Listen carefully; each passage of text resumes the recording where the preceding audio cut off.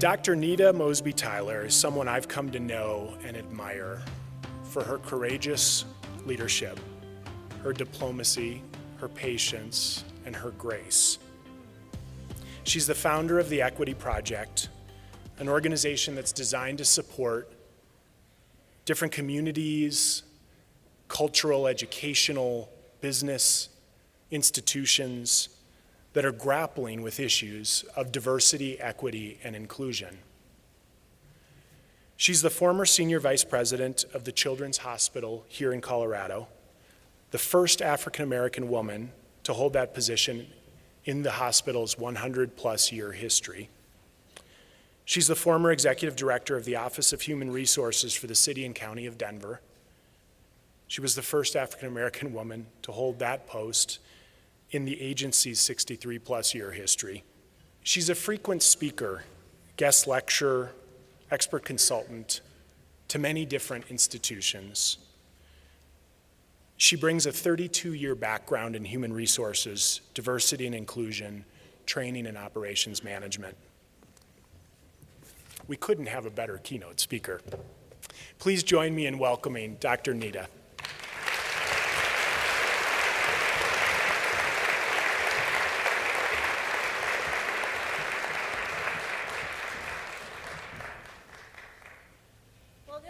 Everybody. How's everybody doing this morning? All right, you got to do better than that.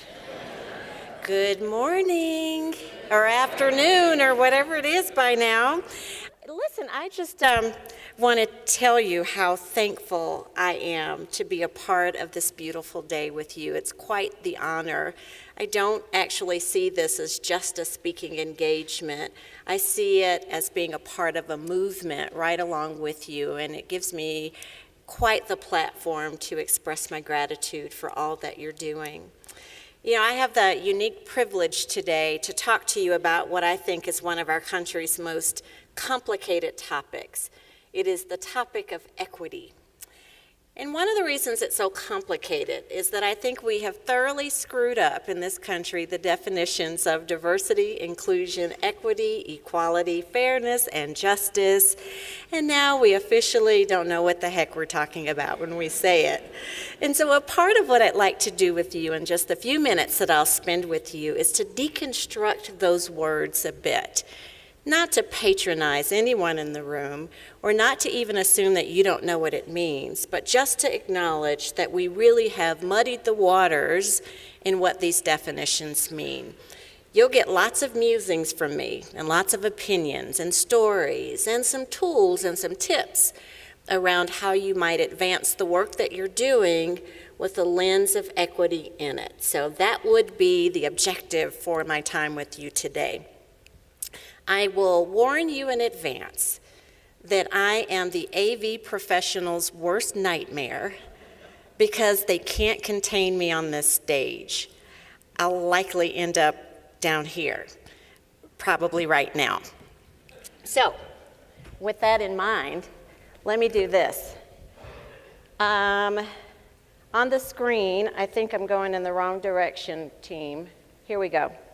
On the screen is something called diversity fatigue. I just want you to know it's a thing. How many of you in the room have ever, just show of hands, how many of you have ever heard of diversity fatigue? Okay, we have a few people that have heard of it. That's because they probably have it right now. So even if you've never heard of diversity fatigue before, this is when I'm getting ready to work the room, what do you think it means to have diversity fatigue? I've got diversity fatigue. Anybody want to volunteer and share with this cast of thousands what you think it means to have diversity fatigue? It doesn't mean you have it. It just means you're going to explain what it means. Did I just see your hand go up? No, she was stretching. Yeah. Somebody volunteer for me. Just tell me what you think it means to have diversity fatigue. I'm looking. Okay, if you don't, oh, look, in the back. Come on down. No, don't yell it out. I'm bringing you the mic. Getting my steps in. That's what I'm really doing. Okay, tell me what it means to you. Tired of trying to do it right. Tired of trying to do it right. I love it. That's absolutely right. Thank you. Any other thoughts about what you think it means to have diversity fatigue, or what it means in your life? How about one more volunteer that will guess with me? Yes, thank you. Trying not to offend someone. Trying not to offend someone. So I love these answers because they're absolutely right. Diversity fatigue. Let me say it less eloquently than the ladies that just answered the question, because they did it beautifully. Diversity fatigue means I'm sick and tired of talking about diversity. How about that? Okay, that's what it means in a less than eloquent way. I'm sick and tired of talking about diversity. Now, why is that important in the context of talking about equity? It's because it's real. It's a real phenomenon that we all have, this thing called diversity fatigue. It means that for a variety of reasons, we are weary of the conversation. Some of that weariness comes from our lived experiences, comes from something that happened to us, comes from our age, where we grew up and what we learned. So this diversity fatigue actually comes from lots of different places. And that's important for us to know, that it is real. The realness of diversity fatigue is important, particularly to this room, because we have to know what triggers our diversity fatigue. Triggers like this. I'm going to admit to you in a cast of thousands that I, Nita Mosby Tyler, have diversity fatigue. I have diversity fatigue because I grew up in the segregated South during the time when they still had separate water fountains and Negroes not allowed signs, and I went to the University of Alabama, Roll Tide, at a time when they were still burning crosses because they didn't want black students there. So because of all of these things that I've been through in my lifetime, I actually have diversity fatigue, and I have it because I literally have been talking about this my entire life. So that's where the diversity fatigue comes from. But what's most important for us is to always know what triggers our diversity fatigue, because it gets triggered in us for a variety of reasons. And so I know, because I've been in diversity fatigue for so long, that my trigger has everything to do with people articulating what they feel like their discrimination is. And so when people articulate their discrimination and it doesn't rise to the occasion of a separate water fountain or a Negroes Not Allowed sign or a cross burning, something happens to me. I start doing this unfair comparison in my head about what they just said and what I went through. That's what our triggers look and feel like. And so when those triggers happen, not only do we need to know we're being triggered, we need to know what the triggering is doing to our bodies, because they do something to our bodies. There is a visceral reaction in us when we're triggered. My visceral reaction looks a little bit like this. When my diversity fatigue kicks in, I am probably the most disengaged looking person you might meet. And so for each one of us, what we look like shifts and changes and looks different. I work with lots of police officers across the country, and we talk a lot about diversity fatigue and how they show up in their posture based on that fatigue. So because you are educators or in the promotion of solid, equitable education, you too have to be conscientious and conscious about the presence of diversity fatigue being a thing and what it looks like when it's happening to you and what your triggers are. So I wanted to share that with you. It's really important for all of us to realize. The second thing to be thinking about as we talk about equity, and as I move into deconstructing it a bit for us, is fear. Now, I know that this is a very brave room and system. You are in a charter school movement, and I believe people that are in movements are courageous people, because what you're doing is challenging existing systems. So I know that you've got courage in the room and bravery in the room, but the reality is when it comes to talking about this complicated topic of equity, fear is alive and well in what we're doing. And fear does not discriminate. It doesn't care what color you are, how long you've been at it, and what your diversity fatigue is. Fear is fear, and we just all have it. And so I'd like to talk about fear, not in a complicated way, but in a two-pronged way, just so you understand as you move through these systems of equity that it's important for you to be thinking about the things that can trip you up or become barriers for you even advancing systems of equity. So I put fear in two different categories, and you should think about them this way. One of those fear bases is called the state of fear. The state of fear, if I just articulated it quickly, is you are fearful based on something that's actually happened to you before. I parked my car in that neighborhood before and somebody broke into my car, therefore I'm never parking my car in that neighborhood again, okay? So that is real. It really happened to you. Or the last time I dated somebody that looked like that, I'm not looking at anybody, it did not go well and therefore I'm never dating somebody that looks like that. So whatever the thing is, it's real, it really happened to you, and based on that, you have fear. The second fear base, it's also real. This is not a real one and a fake one. This is two real ones. This one is called the trait of fear. The trait of fear is fear that is based on something that has never happened to you. It's all about a perceived danger, but nothing has ever happened to you in this category, but you still are afraid. And so the trait of fear is real in us also. Keeps us from making a move. Good examples of trait of fear are being afraid to use a particular word because you're afraid you haven't used the most politically correct word, and so you won't take the risk of using the word because you're afraid somebody might bite your head off. They've never bitten your head off, your head's still there, but you're afraid of it. That's what the trait of fear can look like. So as you think about how we advance this work, it's also important that we think about diversity fatigue, but that we also think about the two types of fear that could be in the way of our advancement of equity and systems of equity. Now, you already know I have opinions. Here's another one of those. We can't tap dance around, speaking of trait of fear, we can't tap dance around something really important, and that is in our quest to advance systems of equity and inclusion and equality and diversity, in our quest to reimagine what education looks like in our country, we cannot ignore the fact that at the core of every major system that we have is a thing called racism. You see, there is no U.S. system in America that was built with equity in mind, not one. Healthcare, education, the justice system, there is no major U.S. system that was built with equity in mind. Systems weren't built for people that look like me. They weren't built for women.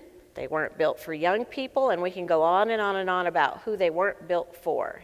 And so a big piece of what we're tackling in this work is collapsing systems that weren't built with equity in mind, which is a huge task. But at the middle of it, the thing that we have to tackle and eradicate first is anywhere that we're seeing institutional, structural racism that's baked right into the system. It's not about mean-spirited people. It's about things that are baked right into our system and have been historically. So the thing that I will say to you about racism, institutionalized and structural racism, is you don't get to go straight to equity and say, yay, we are a system of equity, while leaving institutional racism in place. It doesn't work, and it's actually a moot point. It is one hinges on the other. The eradication of racism in our system is necessary in order for equity to be born. And so we have quite the challenge there, and I'll share with you some ways in which we can get at that. I don't think we're in a revolution. I mean, some people would argue with me. I actually think that in our country, as difficult as things are right now, that we really are in an evolution. This is evolutionary work that you are doing. And what you're actually doing in this sort of reimagining education is you're moving us from the way things were to the way things could be, which means in some cases collapsing systems. In some cases, it means bringing back some systems, and in some cases, it means tweaking systems. And so there's just an evolution of the way in which we'll get to systems of equity for the young people that we're raising up through the system of education. And a part of that means we've got to focus on a couple of things. Individualism. Individualism is where I'm thinking about myself and my stuff. And again, the way that we were shaped as a country really valued individualism. What we're saying now is the evolution is we've got to start thinking about the interconnectedness that we have with one another. You know, when we first started talking about diversity and we talked about our differences, the greatest failure point that we had during that time is that we never connected or highlighted or illuminated the connection between those differences. So individualism was born, in some cases, in a really, really negative way. And then we have tribalism. Tribalism is a real thing. There's nothing wrong with these things. I'm just talking about the evolution of them. But tribalism talks about the group that you belong to and having the needs of that group met. And again, the opportunity here, even in tribalism, is the interconnectedness that it has with everything else. And then there's fatalism. And the harder things get in a country, the more pronounced fatalism becomes. Fatalism is all about the consciousness around everything being rigged against you, or just rigged in general. And again, some of our opportunity as leaders is to be thinking about how we move from fatalism to interconnectedness. And so as you begin to think about how to advance this work, I want you to remember some of these things because people fall neatly in these three categories in their consciousness. And we have such an opportunity with togetherness to solve that issue. So I want to take a few minutes to deconstruct equity. Deconstructing equity, I think, is important. And this goes back to how I started this conversation around how we've confused all of these words. So I want to just tell you a quick story about where I think the confusion started. I have been in this work for a very long time, and I have the privilege of saying to you that I might have been a diversity trainer back in some of the worst times that you could have been a diversity trainer. So does anybody remember what decade it was when you first started hearing about diversity a lot? Like it was almost campaigny like. We weren't really singing Kumbaya in the background, but just work with me. It just felt like that. Do you remember what decade it was? I hear 60s, and I hear 70s, and I hear 80s. All right, how many of you said 80s? Okay, see, that's great. That's when it was. That's when it was. It was the 1980s. In the 1980s, there were lots of things going on. If you weren't high or something, you'll remember all of these things. So, oh, this is the wrong room for that. So, 1980s, Reaganomics, the AIDS epidemic, the war on drugs, crack cocaine epidemic. Women, we've always been happening, but women were really happening in the 1980s. In the 1980s, women were coming in the workforce in greater numbers and going into leadership roles. People of color, all kinds of people of color, were coming into the workplace in greater numbers in the 1980s and also going into leadership roles. So all of that diversity was happening at once, right in that decade. And I got to tell you, because I was a diversity trainer then, I got to tell you, we had no idea what to do with all of that diversity convening in one place at the same time. And so I think a piece of where we went sideways in the definitions that I'm talking about happened right about then. 2 travesties. These are totally the travesties that I made up, but they're real. 2 travesties happened in the 1980s. Travesty 1, the travesty of what we did to white people in diversity training in the 1980s. That sounds like a great book title, doesn't it? Stay tuned. So here is what happened. Most of the rooms in organizations were predominantly white rooms, and we'd go in and we'd say, diversity is important. And then we went to describe the definition of diversity. And I have to tell you, we were really explicit about this. We described diversity as everything that wasn't white. We were explicit about it. We said diversity is, and we filled in the blank with things that weren't white. And then we told white people, go out and do a great job. We didn't really say that, but you know what I mean. We said, okay, go be great. So also in those same rooms were people of color. People of color, we said, okay, you are diversity. And then we all went, yay? That's what we said. You, people of color, are diversity. And then we went on to describe the oppressions of people of color without ever talking about the contributions and the inventions and the benefits of people of color. And so when I think about those 2 great travesties, the travesty of what we did to white people in diversity training and the travesty of what we did to people of color in diversity training in the 1980s, it is no wonder we haven't figured out how to be inclusive. Because you know what? You can't be inclusive if all of you don't think you're a part of diversity. It doesn't work. The math doesn't work. And so I am hereby ordaining this entire place diversity. Everybody in the room, no matter what you represent, is a representative of the word diversity, because the word diversity truly just means the richness and the beauty of our differences. There's no competition, it's not the oppression wars, it's none of that. It is about the richness and the beauty of our differences, and all of us are that. And so a part of how we get going with the advancement of equity is this small pearl of wisdom that each one of us has to carry, and that is we have to reconcile with one another, our students, our teachers, the definition of diversity. When we get the definition of diversity right and live through that correctly, some of the rest of this is easier. So that's diversity, the richness of our differences. Inclusion. Inclusion is a difficult one too. It's difficult because we screwed up the definition of diversity. But here's the definition of inclusion world according to Nita.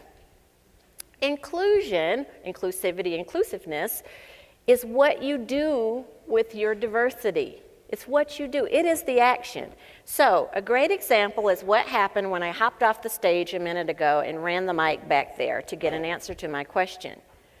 So being up here as the keynote speaker shows you what my legitimate position power is in the moment. I'm the keynote speaker and you listen to me while I'm speaking.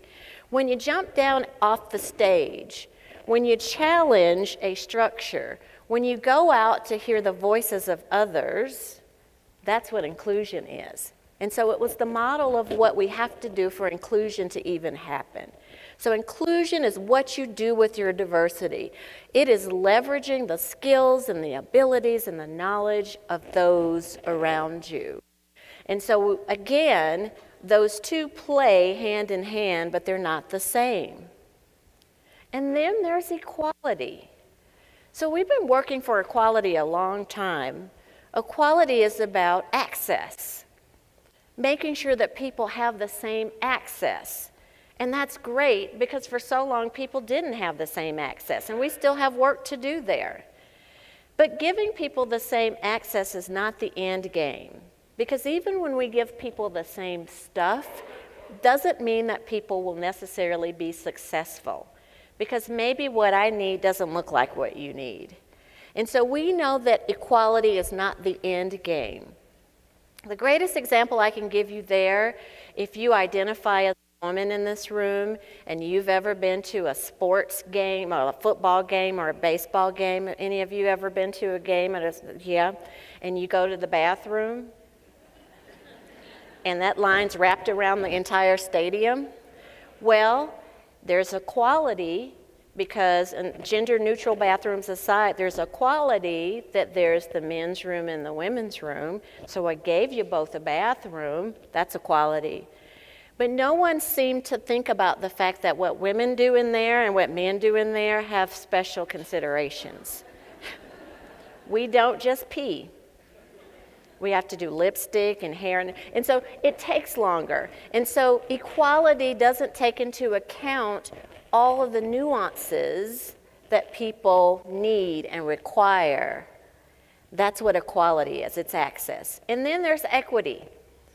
Equity is creating systems where everyone can thrive, where everyone can thrive. Now here's what's hard about equity. There's a lot of things hard about equity. In order to create systems where everyone can thrive, you need to get diversity. You need to model inclusion. You need to make sure equality has happened. All of those component pieces have to be in place for you to ever get to the point where you're creating systems where everyone can thrive. I also firmly believe, and this just comes from my lived experience as a professional, if you don't have leadership, I didn't say management, if you don't have leadership in systems, it's harder for equity to be fulfilled because equity is all about the authenticity of the people that are the catalyst for it. So if you don't authentically care about equity, it won't happen. And so that authentic leadership piece is really important. Also in that system of equity, you always have to be thinking about your role in a bigger system, because remember, equity is systems-based. We're talking about big systems. The system of education, huge, bigger than all of us. But for equity to be born, we've got to chip away at systems of inequity in those very large systems. And so if your individual work is not aligned with chipping away at inequity in the bigger system, you probably aren't doing equity work. You're probably doing work that might fall in one of those other lanes of diversity, inclusion, or equality. And so what I want you to know about this slide is this slide articulates for us that this is not a math equation. I know that people try to make equity a math equation, but it's not.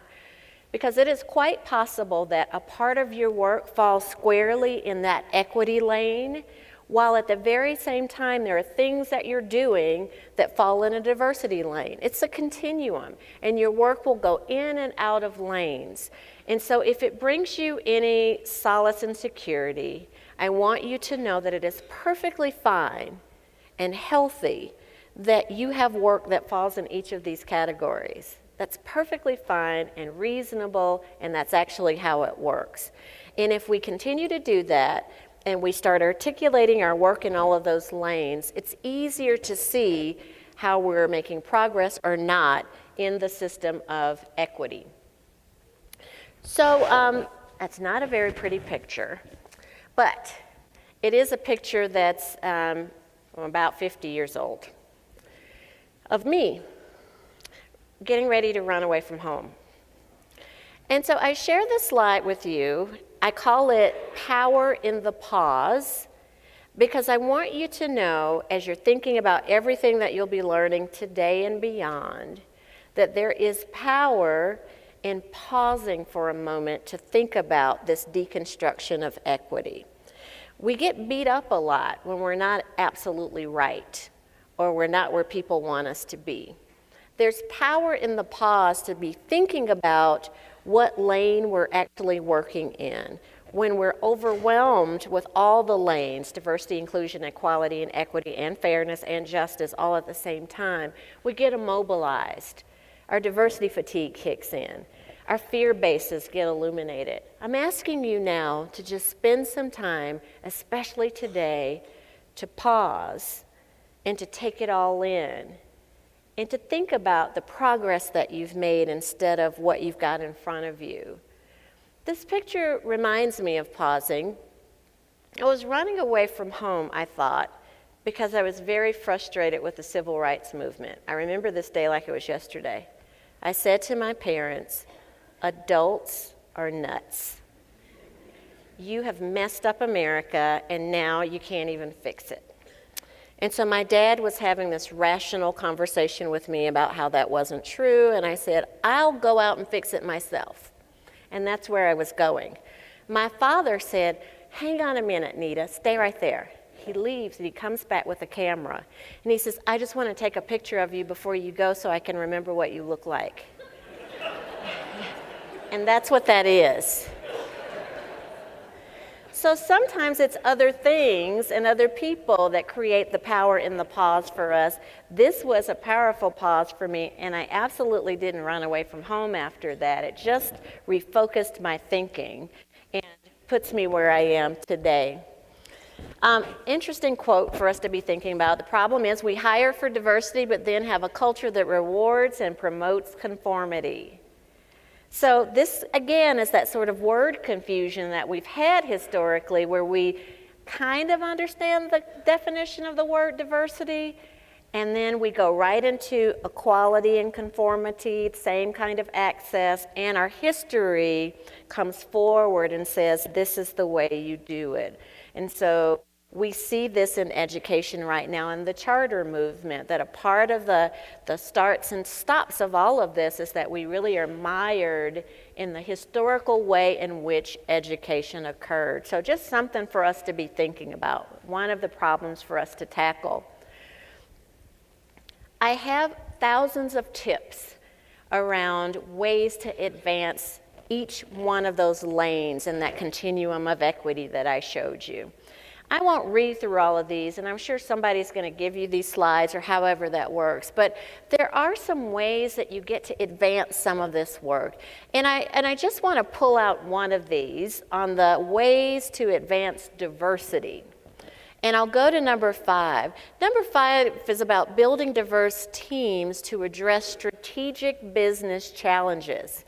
And so if I were to split that sentence in half, historically, what we've done is we've built diverse teams because somebody said we better build diverse teams.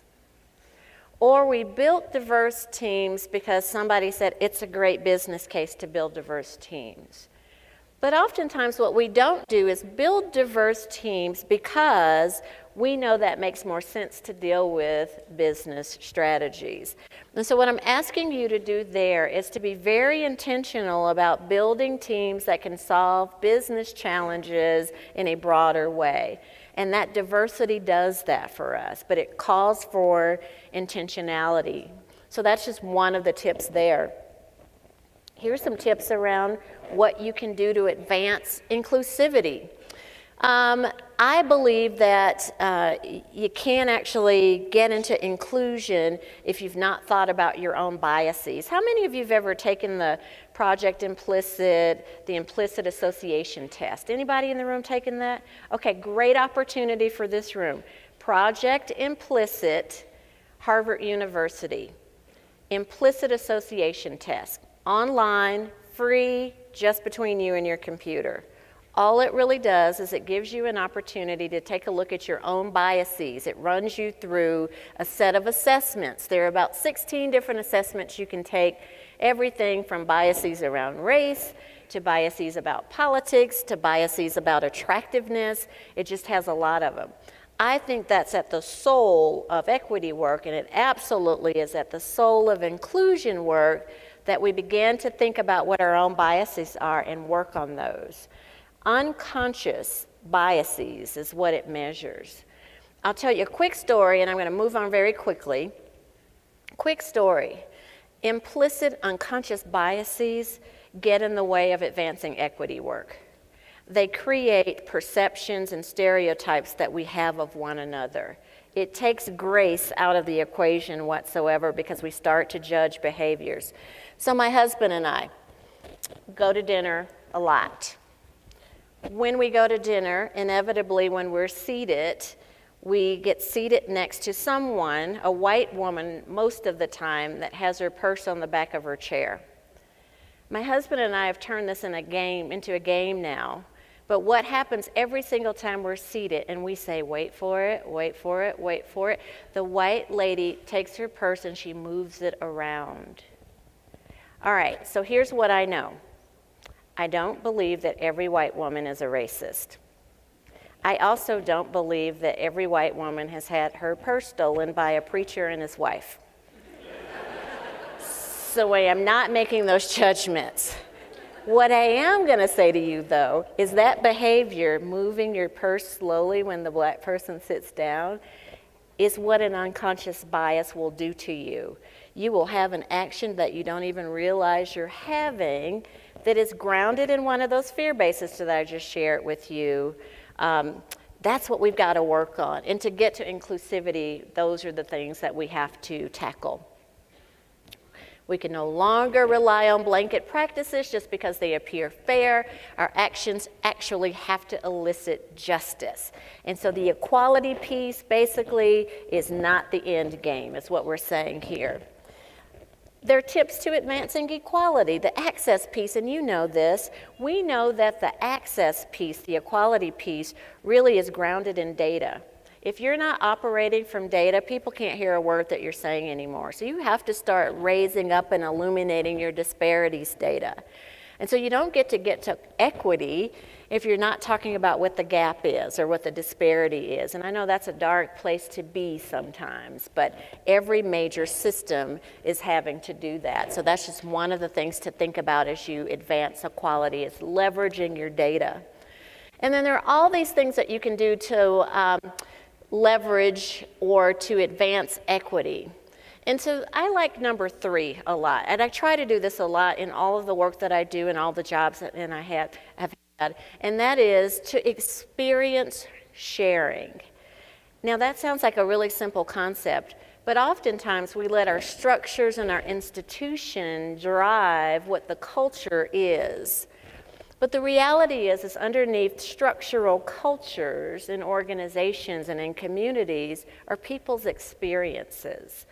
And so you have to be intentional about making space for experience sharing. And that's what this is all about. It's just creating a space for it in a staff meeting, in a PTA meeting, or whatever it is. Allowing people to have a voice about their lived experience on a topic would be critical. Here's another picture. It has nothing to do with the slide. I was at a conference like this, and I was talking to that lady, and an ass walked up. And I don't know. It just stood there, and its hat matched my dress. I absolutely don't know what it meant, but the picture just goes with me wherever I go. It was so shocking. Anyway, what's important about this slide, though, is the title. This is the equation. So diversity, inclusion, equity, equality is not a math equation, but this one is a little bit of an equation. And we just call it the 20-60-20 rule. And I just want you to remember this in the context of everything that you're doing, particularly around advancing equity. I want you to know that 20% of the people are always going to love you. They're going to be with you. You can fall on your face and fail. They don't care. They're with you. They're your peeps. 20% of the people. 60% of the people will always be tentative, on the fence, not sure, not against you, but on the sidelines, watching to see what you'll do next.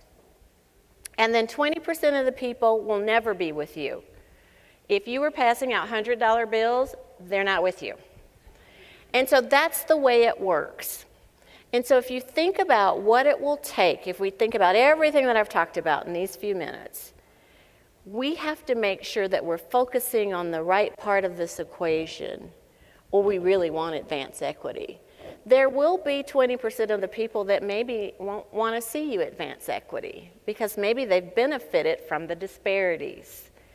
So we have to know that. These are the politics of what we're doing in the advancement of equity. And so I wanted to share this with you because it really is important criteria as you do the work. Okay, this one is really not about bathrooms. It really is about equity.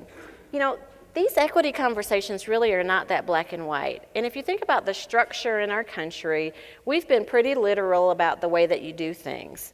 And all this slide really says for me is that the 2 doors that we've had to explain everything doesn't work anymore. What you're actually doing or being charged to do in equity work is to create more doors. You have to be the crafters of additional ways in. additional ways to thrive. And so this slide just reminds us that there are many people that are standing outside of our system not seeing a way in or not even seeing a fit. And we have to fix that by the development of new doors. So I'm going to end with this, yet another old picture. This one's way over 50 years old. That's a picture of me. I'm the black girl, just in case you weren't sure. I was 5 years old in kindergarten. You know, I told you I grew up in the segregated South, and this is that. I wanted to be a ballerina. So my parents took me to a ballet school to register for classes. And when we got there, they said, "We don't accept Negroes." And then they took me to another school, and they said, "We don't accept Negroes." And then yet another school, and then they said, "We don't accept Negroes." I remember asking my parents why they didn't want me to go to the ballet school. And my mother said, "It's because they don't know how good you are yet." Well, about 2 weeks after that, in walks the second person in this picture. That's Miss Ann. Miss Ann walked into this inner city, all-black kindergarten and said, "I am Miss Ann." She was dressed in all of her tutu and her leotard and tights. She said, "I'm going to be your ballet teacher." And all of us were stunned. I don't know that we'd ever even seen a white lady in our school before. She taught ballet every week to our class. I'm going to share this story with you because I want you to know what it takes to do equity work. That's what Miss Ann was doing. It takes courage to do equity work, and bravery, and risk-taking, and authenticity, and challenging existing systems, and creating new doors, and tackling your diversity fatigue, and getting over your state and trait of fear, and really thinking about the fact that diversity and equity have everything to do with each other, but there's a lot of work in between. So when I look at this picture, and I do often, I think about the fact that Miss Ann is the person that has me standing before you today. Because it was through Miss Ann that I learned the importance of equity and what it was going to take for it to happen. She changed my life. And so the story here is, I want each of you to know, whether somebody has already told you, or if it's going to be 50 years from now when your face is on somebody's PowerPoint slide, that you are gender aside here. I'm gender very specific here, but in what I'm about to say, I'm gender neutral. You are the Miss Ann in somebody's life. You have changed somebody's life, you will change someone's life, and you may have even saved someone's life because of the work that you're doing. You are the Miss Ann in someone's life. And the second part of that is, I want you to also be thinking about who the Miss Ann was in your life. Because it is no accident that you are sitting here today and that you are doing the work that you are doing. It was catalyzed by someone or something. So be thinking about that too. I don't know what that just meant.